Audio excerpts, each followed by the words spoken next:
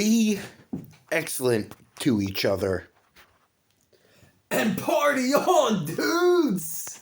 I just showed him the very first TED Talk, and it was most excellent. Reviewing the most excellent journey of Bill and Ted is my boy, the King of Games, in this episode of Raw and Uncut. Oh, thanks, Kevlar dude. Esquire.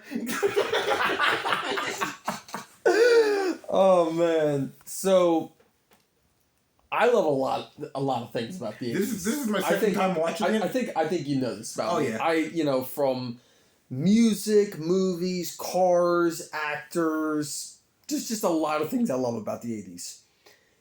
This is a great example of a movie With all those things. with all those things from the 80s. I think it said 1988 specifically. Well, the movie was made in 89, but story-wise, it was 88. Oh, okay then. How about that? Yeah. I didn't know that. Yeah. So, this is going to be my raw and uncut review of me reviewing Bill and Ted's Excellent Adventure for the most excellent first time ever, dudes! Oh, yeah. So, Keanu Reeves and Alex Winter, I knew they were both in that, and that's no shocker or surprise there. However, I can't get over how they act like...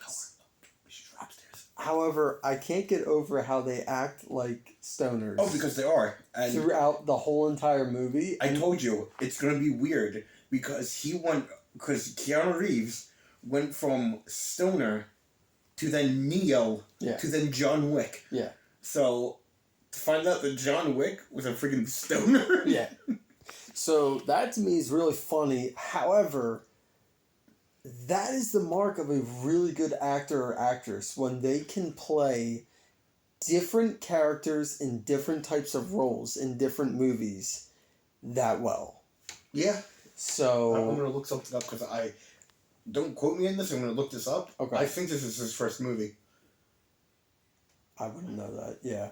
So, I always liked Keanu Reeves, and I can definitely say without a doubt he is one of my favorite actors. So, if you've never seen Bill and Ted's Excellent Adventure, dude, well, first off, you're missing out and you need to party on. But basically, well, I don't know how I would sum up the movie without spoiling it. Oh, just say spoiler alerts and then go into... Because that's no way... Yeah, spoiler alerts, alright, you have been warned. Yeah, what he said. So, Bill and Ted are failing their history class, like, really bad, to the point where their teacher pulled them aside after class and said, if you don't pass tomorrow's presentation. Yeah, presentation. Yeah. You fail for the year. Yeah. So, they literally... Oh, and then Ted's dad was like, bro, you're failing. You're going to fail for the year. Sending you to military school in Alaska. Oh, excuse me, in Alaska. Not most excellent. That is totally heinous. So bogus. Bogus. So, they literally do the craziest thing imaginable, and this is why this movie it just screams 80s, because I don't know if they took inspiration from Back to the Future. However, even if they didn't, I can see like little bits and pieces and nods to Back to the Future. Well, Dr. Hill. The TARDIS was a phone booth. Right. And I never watched it, but I know... Oh, I know nothing about Doctor Who either. I think the one thing that every non-Doctor Whovian knows about that is the TARDIS is time-traveling phone booth. Yes. So, they time travel. And now we have Alvin in this excellent review of an Excellent movie. So Rufus comes to them from the future Yes. in a time traveling phone booth, or as I like to call it, Clark Kent's changing room in the Superman. I see what you did there. And then, he goes, then you realize that there's a whole future civilization that, if I remember correctly, is 700 years in the future. Yes. That is literally based around Bill and Ted. Most excellent. Most excellent. So then he goes, you need the pass. This is time travel. Here's a book on how to work it. Yeah. So they go to different time periods, getting Socrates, Beethoven, Billy the Kid, Napoleon Bonaparte, Genghis Khan, Abraham. Did I say Lincoln already? Abraham Lincoln, and so forth. Yeah. So they shove them all back into this phone booth, and they try to time travel back to California. Yeah. Yeah, but the antenna thing on top of the phone booth is broken, so they literally make them all chew bubble gum. Oh. They end up in the year 1,000,000 BC. Yeah. And they make them all chew bubble gum so that they can reattach the antenna together with the bubble gum. Freaking hysterical. I love that. How they meet princesses in England, which they come back later. Yep. And then, so Ted's brother is supposed to be watching Napoleon, but he goes, yeah, he was a dick, so they ditched him. So then they go to the water park and find him, and then everybody got arrested. Love So they had to break Abraham, Socrates, Billy the Kid, and crew out of prison, local jail. Yep. And then they just make the presentation. Mm-hmm. And then it was most excellent. Party on! And then Rufus comes back with the princesses. But they were 80s-ified because they were in modern clothing, hairstyles, everything. And they're like, how'd you... Rufus introduced us to this thing called the mall and credit cards. And then, so Rufus goes, oh, can you sign these? Can you sign this? They're like, oh, what is it? They're like, it's your album. My kids are huge fans. Oh, and he goes, oh, girls, can you sign these too? You're part of the band. And then Rufus plays with them, and he goes, oh, yeah, I play. A little. And he's like, slash. And then he shreds that guitar. And then I think the best possible way the way it ends, classic fourth wall breaks, he goes, they get better, I promise. Overall, for my very first time ever watching it, I loved it from start to finish. I thought it had that very... It was very 80s. It had a Bill's stepmother. We have to talk about that. Yes, but let me just finish my thought here. It was a very 80s-centric movie. And I mean that in a good way, both when it was filmed and released in, and just a lot of the, what would I say, not references, but a lot of the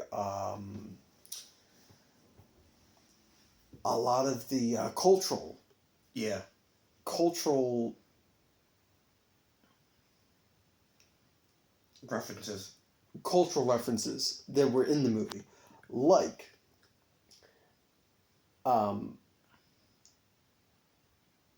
Bill's stepmom's Ford Mustang. It was an 80s era Ford Mustang, and I could tell that by the body style. Now, I'm not really a car guy, but I know enough about cars, and I could tell it was definitely an 80s era car. I don't know if they considered that the Fox body style, or if that was like the 90s era ones, but it was definitely a later 80s era Mustang.